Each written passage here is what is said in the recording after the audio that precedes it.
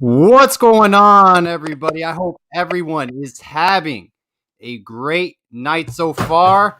I am here with a very special guest, the Crib of South Florida. Man, he is probably one of the best guys in covering recruiting in South Florida and just overall. I think in the state of Florida in recruiting, he brings out some great content. The thing I like about the Crib, man, he brings out informative information. It's not this made up stuff, man. This guy is accurate. He does a great job of evaluating talent.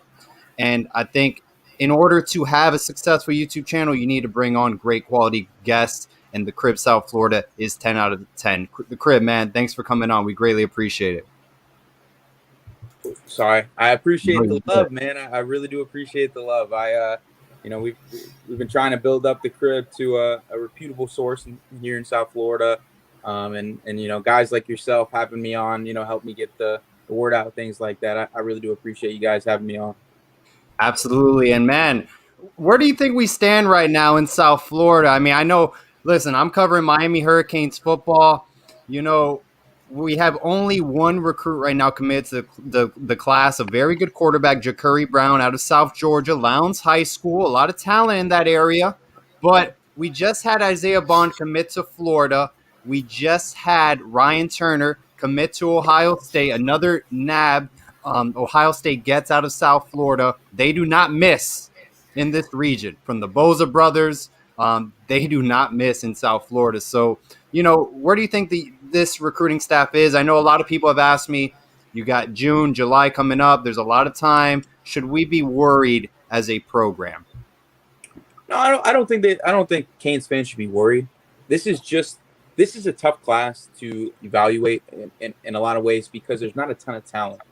It's very top heavy, especially in South Florida. And when there's not a ton of talent in South Florida, the class for the Hurricanes is never going to be as high as it was, let's say, last year.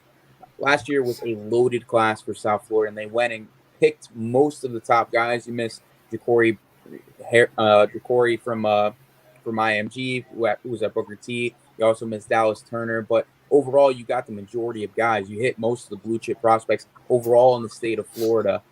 But this year, I mean, you got the Julian Armellas, you got the Wesley Bissaints, the Earl Littles. But other than that, it's not as heavy in South Florida. So I think it's going to be more of a long, drawn-out process because they're still evaluating guys. Remember, they didn't get to evaluate any of these kids in person due to COVID. So this, post-spring period, June 1st on, is going to be a huge period for the Hurricanes coaching staff to really see what these kids look like. I mean, kids grew 4 or 5 inches in some cases over the past year. So they don't really know who these kids are. They haven't had a chance to really build the relationships that they could have. I mean, you can Skype and all that good stuff, but I mean, I feel like this summer is going to be a big point for the Hurricanes. If the recruiting doesn't pick up then I think that they should be worried. The Crib, man, break down kind of Ryan Turner's game, and was that the expectation he was going to go out of state to Ohio State, or was it a big surprise him committing this early? I don't think it was a big surprise. I think a lot of kids are committing earlier due to the fact that there are still limited spots due to COVID. A lot of these kids got an extra year in the program, so rosters are still pretty full. I was not surprised that he went out of state because most of the schools recruiting him really heavy were like Boston College and Clemson offered, and that really picked up the process for like Ohio State, for example. So I wasn't surprised. I don't think Miami built up that relationship in the way that they probably could have. I don't know if they saw him as a number one corner type guy like an Earl Little. So I don't know if how high he was on the board. Could I see him coming back into the fold potentially if the Canes have a great season and T-Rob does what he needs to do recruiting wise? I could definitely see that. But yeah, I mean, his game, to touch on that, he's technically sound, 6'1", 190, solid kid. Doesn't have the crazy interception numbers like some guys, but he's only allowed 3 or 4 catches, I think, over the last 3 seasons. I think he's allowed 2 touchdowns. So he's a state championship winning player. He's on one of the top defenses in the country overall at Chaminade Madonna. So I think he's a polished product already going into college, and even at Ohio State, I could see him playing early.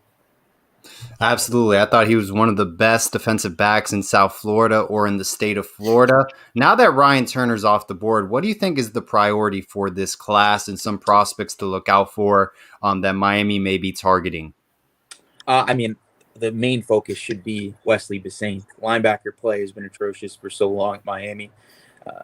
You can't win in college football today without the modern linebacker, and that's what Wesley Bissainthe is to the T. Kid runs 4.5 40, is 6'1", 205 pounds, around that range. Can get up to 225, 230 if you need him to. Can play both inside and outside. Solid tackler, 2-time state champion. So he brings a winning pedigree to a program that really kind of needs it, right?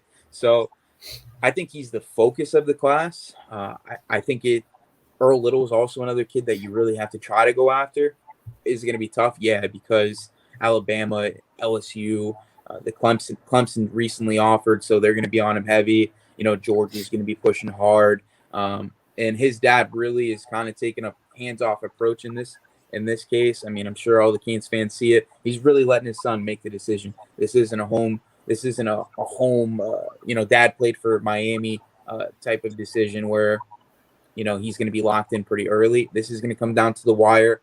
If Miami starts winning and shows that they can compete with the Clemsons of the world, then I think that they have a shot. I think the first game of the season is going to be a telltale sign if Earl Little is going to consider Miami, depending on how far away they are as a program from from Alabama. So those are the two focuses, I think, in the class of 2022. How big of a prospect is Wesley Bissainthe compared to, previous linebackers, in South Florida, in Miami-Dade County? Because there's a lot of hype about him. And I think he's a very athletic outside linebacker that can fit perfectly in this defensive scheme that we're running, specifically in a 4-2-5 defense. Gabby Urrutia, who we were talking off air about, does a tremendous job. He stated, Florida State's in it, Penn State, Miami seems like the three schools contending. I've also heard, Wesley Bissainthe, he's going to be in it for the long run in this recruiting cycle. Do you think it's going to be kind of a down to the wire fight for Wesley Bissainthe? I think the kickoff. I think the barbecue that they're having in early camp is going to be a big thing for him. I think he's a relationship type of kid, and I think the biggest difference from him and past linebackers in South Florida overall is there's no red flags. I love Terrence Lewis's game, but there were red flags in the background and things of that nature. You've seen a lot of those intense players come in with baggage, and he's one of those kids that he's a star kid. I mean, when you speak to him, he's yes sir, no sir, does everything right. He's a team captain. Love it. He knows the scheme already as a 4-2-5 kid. Plays on one of the top teams in South Florida, and I don't know. He's just, in my opinion, he's the number one linebacker in the country. I don't think it's a comparison. I think nobody has the speed, the ability to drop into coverage, the ability to be a pass rusher if needed, and a guy who, even though he's 205 pounds in that 210-pound range, he's plugging holes. He can read the triangle. He's reading guard to near back. He's doing everything you need to from a linebacker, even at an inside linebacker position that I don't think anybody else compares resume-wise. Ross, anything you want to add to Wesley Bissainthe? Because I know you're really big on him as well. I mean, I think you guys really nailed it. He is the modern-day linebacker that Miami needs to add to this class, and there's just absolutely no doubt about it. One player that I'd really like to pick the Cribs' brain on here would be Omar Graham Jr. What do you think about him? Ooh. I mean, he's one of those kids that shot up real quick, which is kind of surprising because he was dominant even when he was at Northeast. He was more of a running back turned linebacker, so he hasn't necessarily got the development that Wesley's gotten as a linebacker, but he's 6'2", 225 pounds, can run like a running back. He hits just as well as any other linebacker. I think there's going to be a little bit of a development period going into college compared to Wesley. I think Wesley's one of those guys you can slot in right away next to a Corey Flagg or something like that, and your defense is fine in the front seven. I think Omar is going to take a year to kind of transition to the college game. But again, another kid that fits that modern day linebacker mold, can drop into coverage. He's going to hit you like a ton of bricks. He also plays in a 4-2-5 scheme. So I think he fits really well into what Miami's looking for at linebacker. I think they're going to have a battle again with the Penn States. Michigan is going after him really hard. You can see Florida State get into the fold here. I don't know if he has a really good senior year, Florida could hop into the picture, and I think that might be someone to watch out for. But I think Household loves the Hurricanes for Omar Graham. I think the kid is definitely thinking about options out of state. So I would love to see him in the class for the Hurricanes. I think he's an exceptional player with high potential. But it's definitely going to be a battle, kind of like Wesley coming down to the wire. That barbecue, what is it, June 1st is going to June 2nd or something is going to be a big moment for him, because I think the relationship building is going to be big for him as well. Question from Jasmine Rivera. I think it's a pretty solid question. When do you think we get our next commitment, and does it start rolling immediately in June? And that's a great question. I know we have a long list of unofficial visits coming June 1st, not only class of 2022, but also class of 2023. We just recruited 5-star recruit Jayden out of the state of Washington, out of Tacoma, near Ross's land. Number 3 defensive end in the nation. Ross, who do you think from this unofficial visit list potentially could land in this class of 2022? I mean, there's always the common names that we all go over, and the players that we've hashed out many, many times. I guess to me, what is super, super important is to develop the relationship with Kamari Rogers and to get him on board and to really make him feel like Miami is the place for him. That to me is one of the absolute priorities, and he's a guy that I would go out of my way to make a priority. How about you, The Crib? Who do you think is possibly someone that Miami is getting on the unofficial list and could be on their radar soon in the class of 2022? On the radar, I mean, I think everybody knows the guys that are the main targets right now for the Hurricanes. I think the potential biggest, the potential first commitment in this June period, post this COVID era of recruiting is potentially Wesley Bissain. I think, like I said, relationships are big for this kid. And I know everybody says Penn State's in the fold because, they're on him really heavy. They're linebacker, you from the 80s and stuff like that. But I think Florida State is at such a down point right now. I don't know if they're really that far in it. I do think he loves Miami. I think he should be a kid that is a potential lock for that June period. And I think if they get him, you're potentially going to get a few other kids just because he's a blue chip prospect. I think if you get any of those kids from that Louisiana area, you might get a Landon Ibieta. You might get a few other guys from that 7-on-7 squad that's one of the best in the country. I think that's how you kind of get things rolling if you get a Kamari Rogers. I think that that barbecue period is going to be very important, like I said, but I don't think that Canes fans should expect to see 10 commits or something like that, or 5 commits. I think you get 1 or 2, and that starts the process of, all right, we're back in it. We're recruiting heavy now. You get 1 4-star kid. So I think Wesley could be that guy to kick it off in June. Question from 24/7 Canes. Paul in Northfresh, can you ask The Crib what he thinks about Brian Dilworth, cornerback from Chaminade Madonna? Now, I'm not going to ask this specific question. What I'm going to ask is this, and I want you guys to answer. Who do you think is the priority right now, commit-wise, at the cornerback position? And who do you think Miami is in a good chance with? I know we talked about Earl Little Jr. Seems like Alabama's in a great spot with him. A lot of people like Jordan Allen, 3-star recruit out of the state of Louisiana. Kamari Rogers as well, I believe from Mississippi. There's Travell Mullen out of Coconut Creek, Florida. Jacoby Spells out of American Heritage Plantation. 24/7 Canes just mentioned Brian Dilworth. So, Ross, who do you think are potential targets right now in this class you would like to see? I think priority-wise, Earl Little Jr., of course, is going to be a name that's going to just stand out immediately. and Kamari Rogers, like I mentioned earlier. Jordan Lockdown Allen is a player that I believe the staff really, really likes. I'm high on Jordan Lockdown Allen myself as well.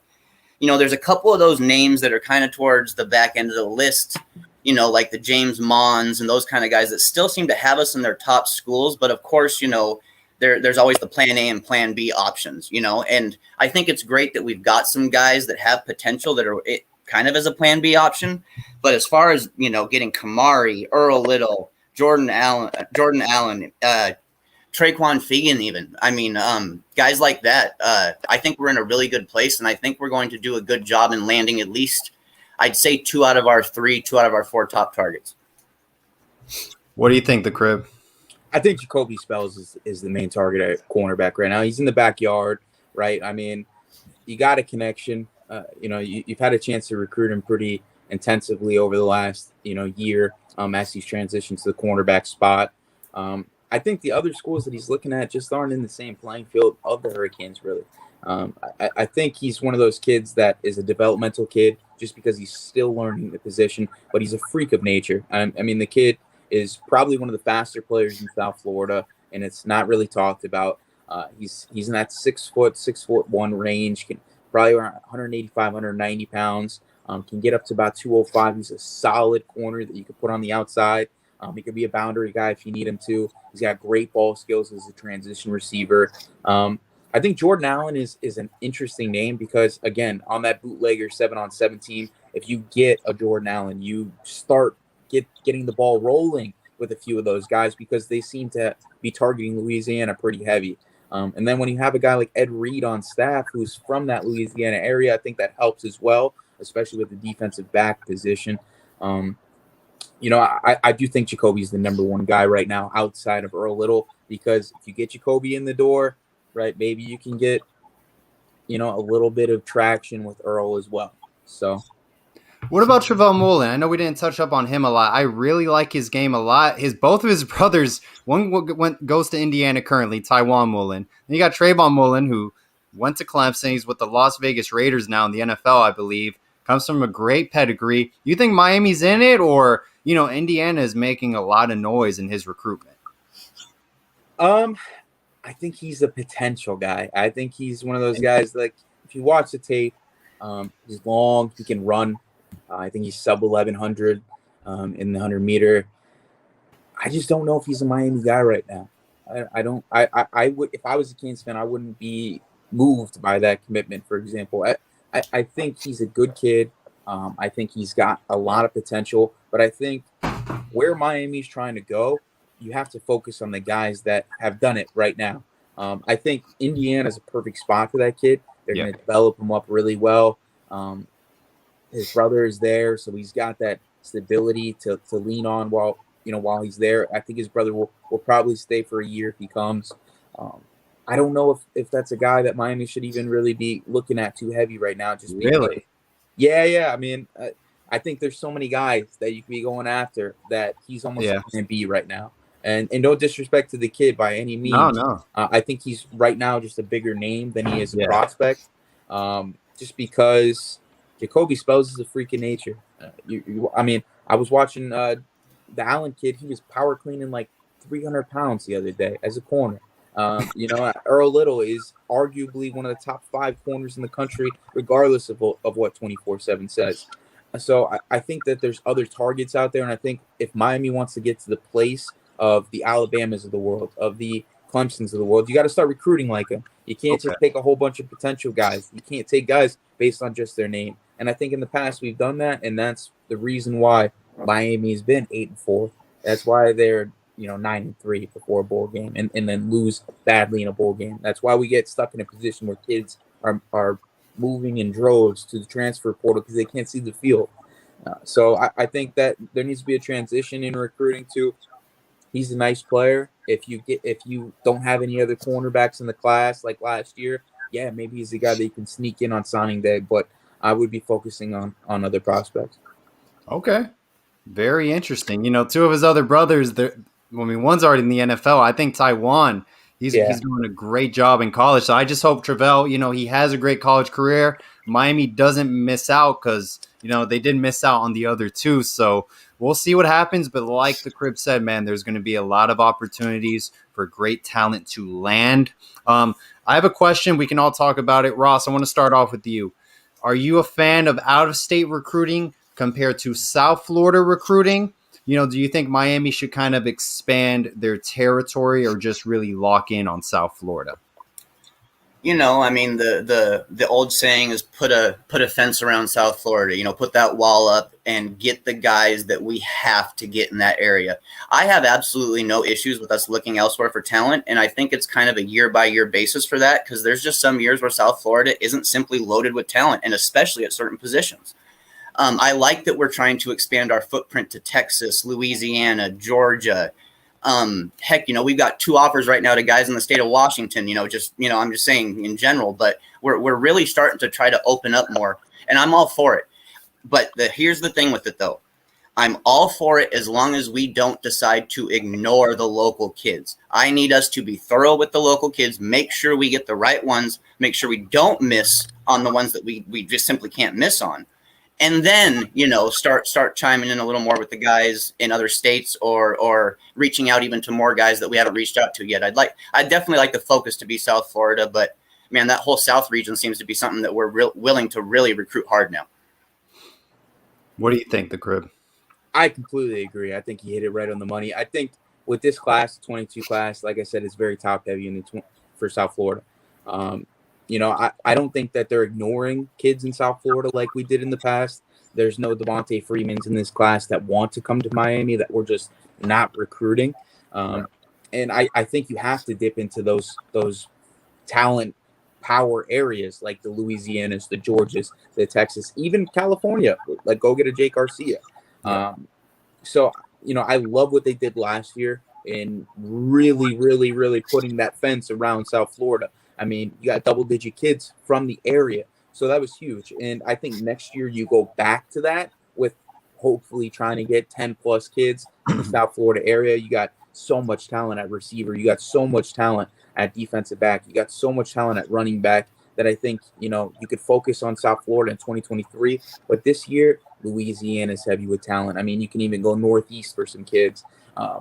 That's the only way that you're going to get into the top 15 in regards to rankings, because South Florida just doesn't have the guys. And the guys that you want to get, the Julian Armellos of the world, the Marvin Jones, they're probably not in the realm of possibility. So you got to dip into other areas. Sigmund asked, how are we looking at wide receiver? Remember, guys, Isaiah Bond out of the state of Georgia recently held an Alabama offer. We actually interviewed him as well. I think he can play multiple positions at the Power 5 level. He's a great athlete. Florida takes him. He was targeting Miami, came on an unofficial visit with Ja'Cory Brown. Quan Lee said he wants to maybe speed up his decision today on Twitter. Another interesting pick, I believe, out of Gainesville, Florida. I could be wrong. I know he's from deep in North Florida. The Crib, where do you think Miami should target at the wide receiver position? And are you a fan of Quan Lee? Do you think he's a potential get from Miami? Yeah, I mean, listen, I think all those kids are nice players. I think this is such a weak class for receiver overall. I agree. I think a guy for down here that they might go after late in the process is Mike Jackson. Yes. Out of Palmetto. I think he reminds me a lot of like a Roscoe Parrish type player. And he actually picked up that Miami offer. So I'm hoping that they're on him. I think this season, as Palmetto opens up their passing game, it's gonna really open up his recruiting. I think that they'll probably get, like I said, a Landon Ibieta. I think that they might get one of those. Like, who knows? Isaiah Bond might get back into the fold. If Florida goes 8-5 this year, right, he might not want to go there. I mean, they had a guy go in the first round, but they also had Trayvon Grimes go undrafted. So you never know what's going to happen with receiver recruiting. And I know receiver is one of those positions that has frustrated Miami over the last couple of years with drops and things of that nature. But I don't think receiver is one of those positions that's going to make or break your program. Once you got offensive line settled in, which we have at Miami over the last couple of recruiting classes, once you get linebacker situated, once you get cornerback situated, and once you get quarterback situated, I think your team is on the right track. I think Miami has talent at depth spots at receiver right now. I think there's a lot of guys like Daz Warsham, Yeah. Keyshawn Smith, guys like that really haven't gotten the opportunity to shine. And I think they're going to show that, if you only get one or two guys in this recruiting class at receiver, you're going to be okay. You grabbed three guys out of South Florida last week: Rashard Smith, Jacoby George, and Romello Brinson. Those are three studs. And when you grab three or four guys in one recruiting class at receiver, if Malik Curtis ends up playing receiver, then I think you're okay with having a down year in recruiting at a position, because next year is so loaded at receiver. And I think that's probably where they should put their focus, rather than depending on a guy who's leaning towards Florida. Don't push the issue too much. Focus on the positions that you need right now. Why do you guys think a guy like Mike Jackson out of Miami Palmetto Senior High School, literally in your backyard, isn't getting as heavily recruited? And Miami, we've seen this at times. They come late to the party, make a late push, and then eventually goes to another program per se. Why do you think we're not immediately out the door just going hard on a guy like Mike Jackson? What do you think, Ross? I see Isaiah Bond as kind of the guy we locked in as our speed option at wide receiver. I mean, that was the elite guy that we had pegged for quite a while. We stuck with him. We got on him early. Regardless of whether it's going to be harsh for us or not, I still think losing Bond hurts, just for the simple fact that the staff was so dedicated to him. I mean, we saw the whole show they put on when Jacoby and Colin Hurry and them came into town. I mean, it was a full out show for them. So I do think that hurts. But the thing at Miami and being in South Florida is we can make up for that. We can find speed elsewhere. And bringing up guys like Mike Jackson is a perfect example of that. When you've got an area like South Florida that is so rich with athletic talent just in general, that the idea of losing one speed guy, meaning that you've just lost completely, isn't true. You got other options, and there's just no doubt about it. I think that there's a kind of a curious name that could pop up down the road here, and he's actually a Florida State commit, but Devon Mortimer was a guy that the staff actually started to talk to a little bit. He's one of those plan B guys. He's a plan B back. If Mike Jackson, those kind of guys don't fall for us and they still want a speed guy, I could see him asking him, but I mean, I'm talking about plan B, plan C type stuff, The crib lit up when you said that. that kid is an animal, right? I think he's a plan A type guy, in my opinion. I think he's a plan A type. He's the all-time record holder for returns in Broward County history, and there's been some great players. There's been Kevin Grooms, who didn't pan out at Miami, but there's been some great players that have been returners in the Broward County area that he broke records in 3 years. That kid runs an 10.7 in the 100. He's moving, and he's a skilled receiver as well. Personally, I don't see him getting back into the fold because of the Florida State connection he has. Their head coach at Dillard passed away, and he was a huge Florida State guy. And I think that was like one of the promises to Eddie Frazier was, that if that opportunity arose, that was something that he was going to try to go. That was the route that he was probably trying to go. I was surprised Nigel Lee Kelly decommitted from Florida State for that reason. Yeah. But Devon Mortimer, if they could get him in the class, I don't think you need to grab anybody else. I said it before. I think that kid is such an underrated gem. I think he's the type of player that you can build your receiving recruiting class around. I think he fits best as a slot. Obviously, he doesn't have the size to fit outside, especially in Power 5. But his route running impeccable. The kid is a burner. I mean, the whole entire 7-on-7 circuit this year for DEF CON was one of the best teams in the country against teams like the Bootleggers with Jordan Allen and Kamari Rogers. He made them look horrible. Nobody could be within 5 yards of him. So I think he's a special player. I'd love to see him in this class, but I don't know if that happens. Another name that might pop up with another big season is Julian Lewis out of Western High School. Interesting. 6'2", 200 pounds, can run, lit up the 7-on-7 circuit this year. I think COVID really hurt him. He averaged 100 yards a game last year against teams like Deerfield and Miramar. Catches the ball, maybe the best hands in South Florida. He's got a big body. I think a lot of people pegged him as a big receiver with a lot of excess weight, but they haven't seen him in over a year, and I think that's part of the problem.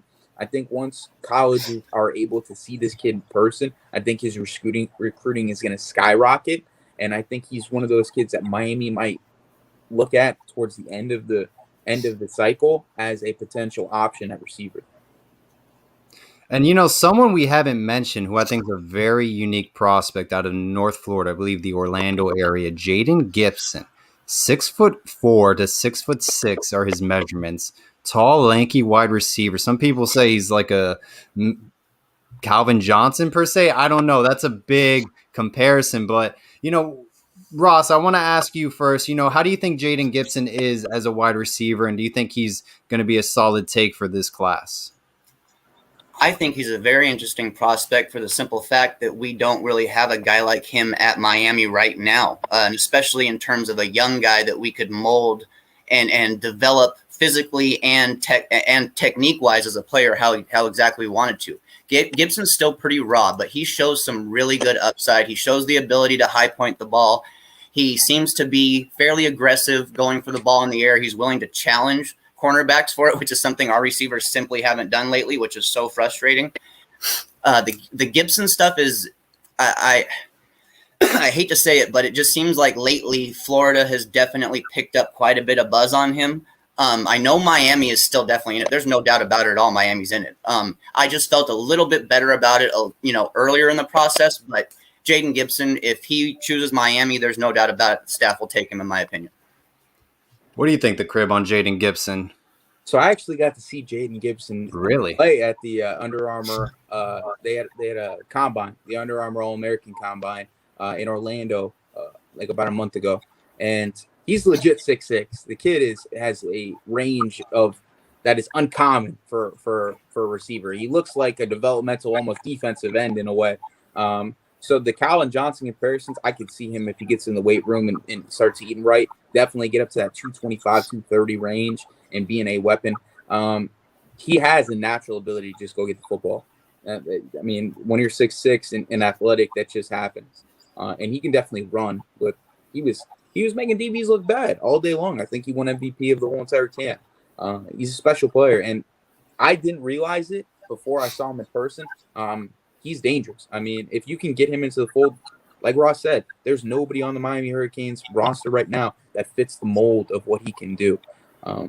He's a red zone threat that I think, Miami's been looking for a while. We've utilized tight ends in a lot of those different ways, but we haven't had a receiver of that 6'5", 6'6" variety. Yeah, especially a guy who can run. He's not like an Evidence Njoku that didn't pan out or something like that. He's a big time player. I think he's burgeoning on like high 4-star status.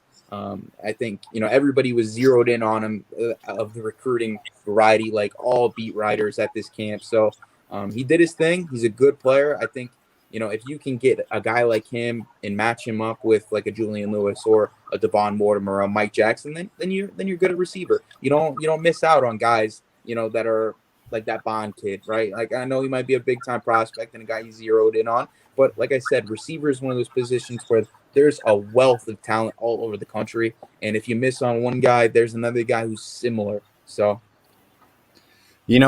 let's transition over to defensive line, because we mentioned Nigel Kelly.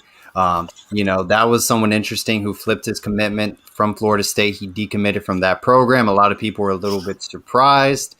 It's open market for him. We also have the Homestead duo as well. The crib, where do you think Miami stands at defensive line moving forward in this recruiting class? And where do you think it'll be a priority at? Because, that Manny Diaz's defense, we've always had great edge rushers. That's kind of been the identity of it, a very elite defensive line.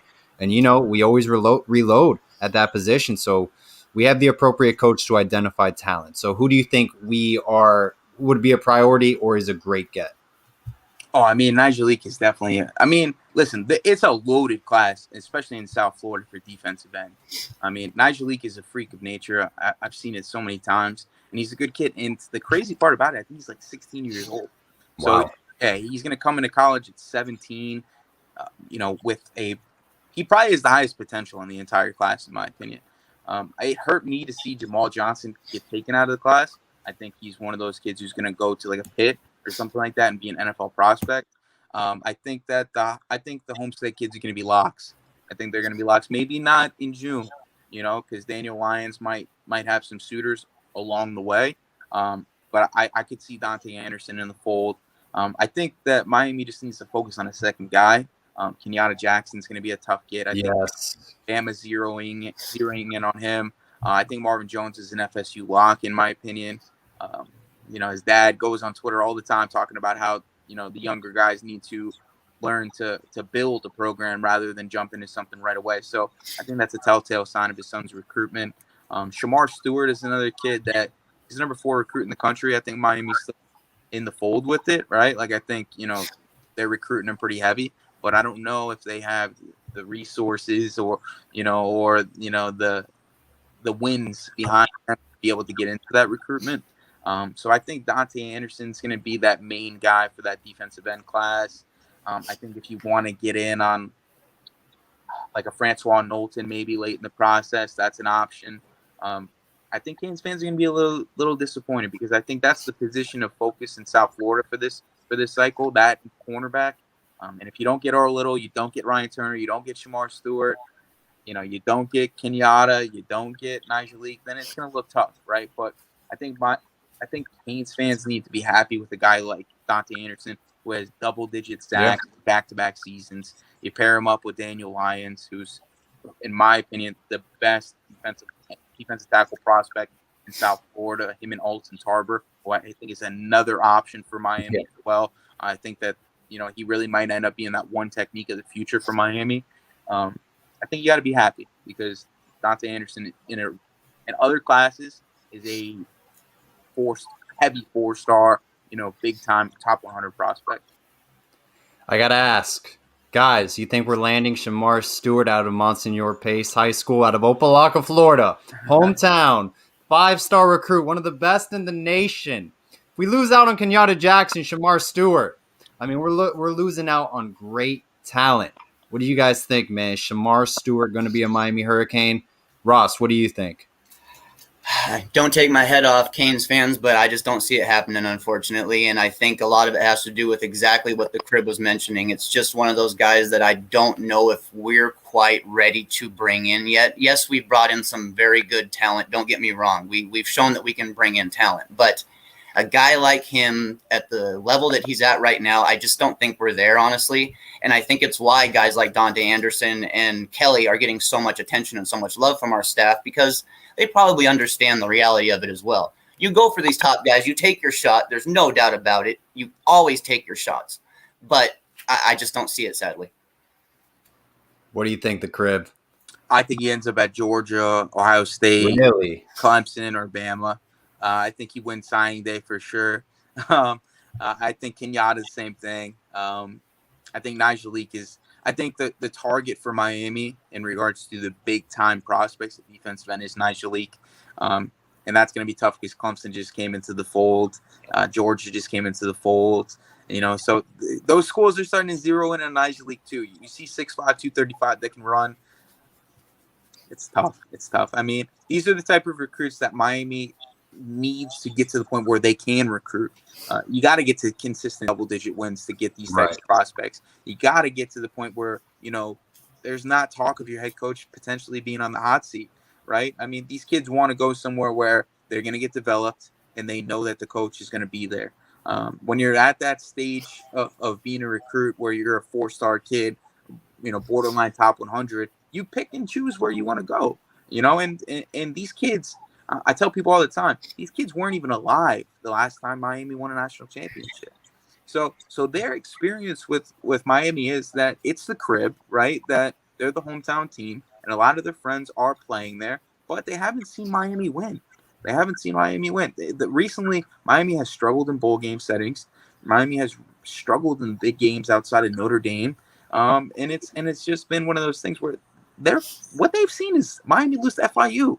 So if I'm a burgeoning 5-star prospect, or I'm the number 4 prospect in the country, and Miami's recruiting me, or Bama comes and drops their helicopter on my football field, I'm probably going to give more of a look to Saban. So it's tough, but I think Miami should be happy with a chance at Najee Kelly and a chance at Dante Anderson. I think those are two really good players. One name we haven't mentioned, Marvin Jones Jr. and Larry Bluestein, when he was on my show, he thought he was a can't miss prospect. In his opinion, he thought talent wise was the best prospect he's seen in South Florida, in the state of Florida. That was a must get, and identified him potentially as an NFL caliber player. The Crib, do you think Marvin Jones Jr. is that kind of hype? Do you think Miami's in play? I know American Heritage Plantation it's kind of like St. Thomas Aquinas. They're a pipeline to many schools, so everyone's going to have their hand in there. But you think we have a shot? I think zero shot. And it's not a diss towards Miami. I think right. he's 100%. I think he's such a heavy legacy kid, like a Julian Armella, that it's tough to get into those battles, right? And I think that they're doing a good job. I think that they're playing the hand that was dealt to them. I think that they're pushing hard for it. And in my opinion, he is the number one defensive end in South Florida. Now, I said Najee has the highest potential of the class, but I do think Marvin's the top defensive end. I mean, the kid had 16 sacks last year against a rigorous schedule, a top competition, good to great offensive tackle prospects on a week in and week out basis.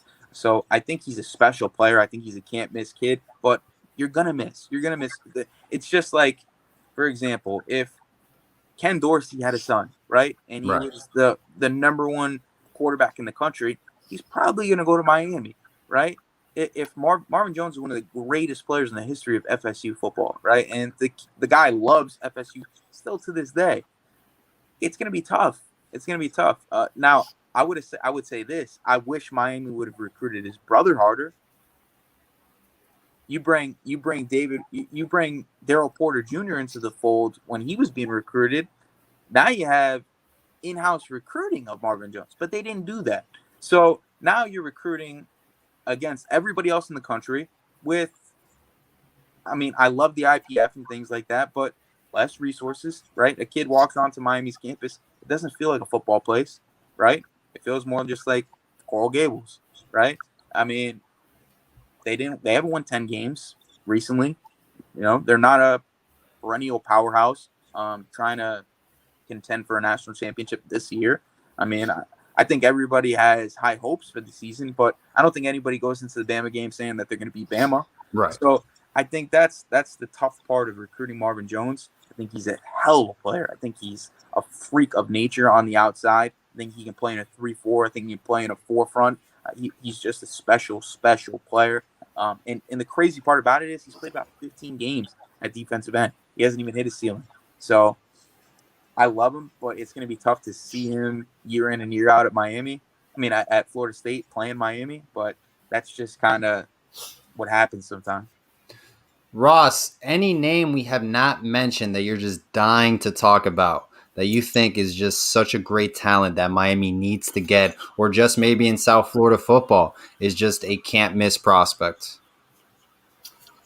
There's a player, and it's at a position that we haven't tapped into yet, but there's a player at tight end that I want to talk about that I'm really high on, and it's a guy from outside the state, and it's Anthony Jones, a guy that we're familiar with, Paul Anthony Jones, out of Nevada.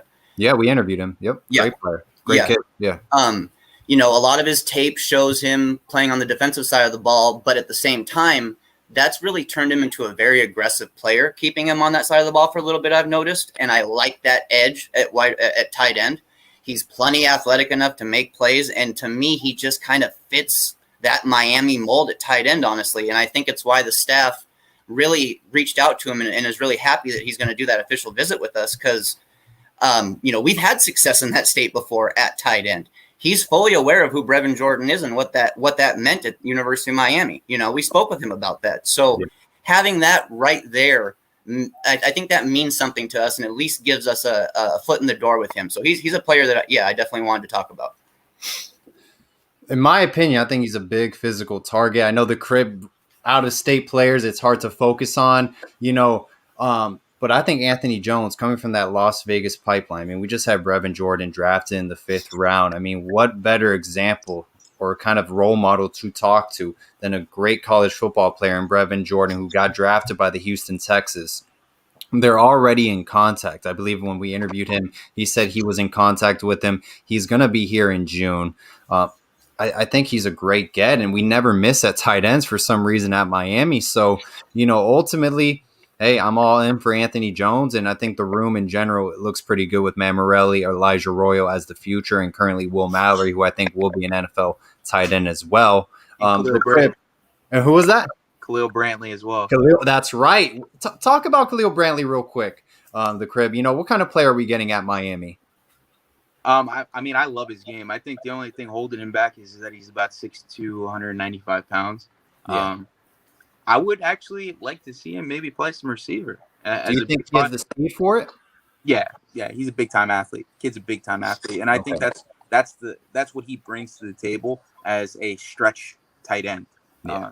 He's a guy that you can put in the slot, and he can dice up any safety that jumps in front of him. He can make any linebacker look pretty stupid in coverage. I mean, listen, I think he's one of the special receiving.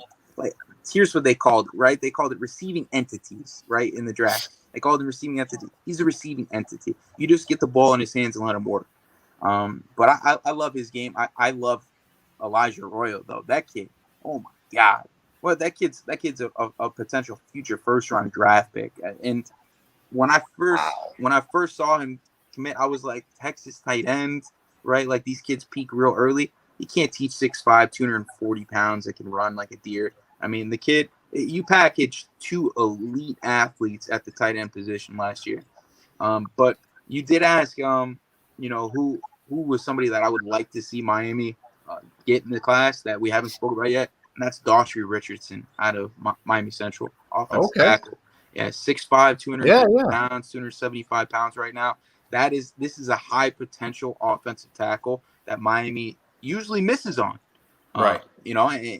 And I think they're at a very good point right now where he's at Miami Central, where he's talking to guys like Wesley Bissainthe. If you get a Wesley Bissainthe in the fold, you might get a Daughtry Richardson. And I feel like he'll sneak into the class as a guy who has high NFL potential. He's a big time pass blocker. In a game this year against Champagnat, he picked up a defensive end and literally brought him almost over to the sidelines. I mean, the kid is a special player, and he's a good kid too. I think the only thing that Miami has to worry about with that is like a Missouri or somebody like that trying to push really hard for him. But I think if Miami, really pushes the issue, you can get that kid into the class, and that shores up offensive line. You get 5 kids over the last 2 years, especially in South Florida. You're doing a hell of a job. But he's a kid that I could see commit to Miami potentially in June that I would really like to see in green and orange. 100% agree. And, the Crib got some comments saying, man, it seems like Miami isn't going to get anyone.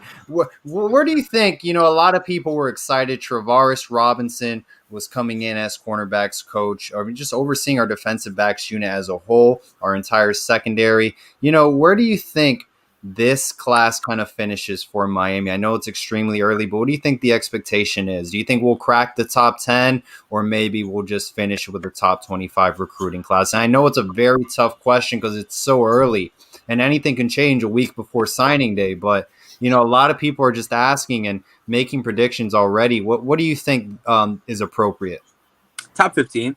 Top 15. Top 15. I don't think top 10. I think you can threaten for top 15. I think that with a guy like T-Rob, you potentially get back in the fold with a guy like Jaheim Singletary, who's committed to him. Especially with Ryan Turner, committing there. I could definitely see T-Rob pushing the issue. I think he had a good relationship with him at South Carolina. I do think that they're going to get potentially Wesley Bissainthe. I think that they get that nice little trio potentially from that Bootleggers, Louisiana area.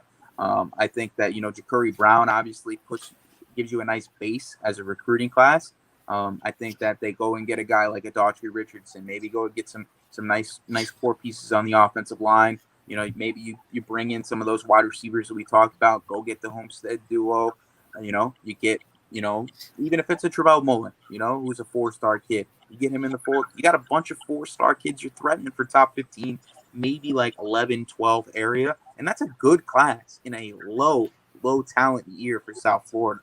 But I think you brought T-Rob in not just for immediate recruiting success. I think you brought him in because you like him as a guy over the next few years at Miami, right? 2023, 2024, which nobody really has talked about yet, is absolutely loaded in South Florida. There are some kids right now that are going to be impact players as soon as this year in South Florida.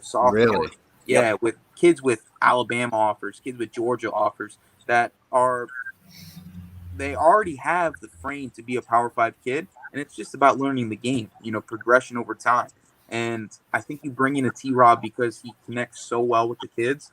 And 2023 and 2024 are going to be pivotal years for Miami recruiting wise. Ross, anything else you wanted to add to this segment of recruiting we haven't touched up on yet?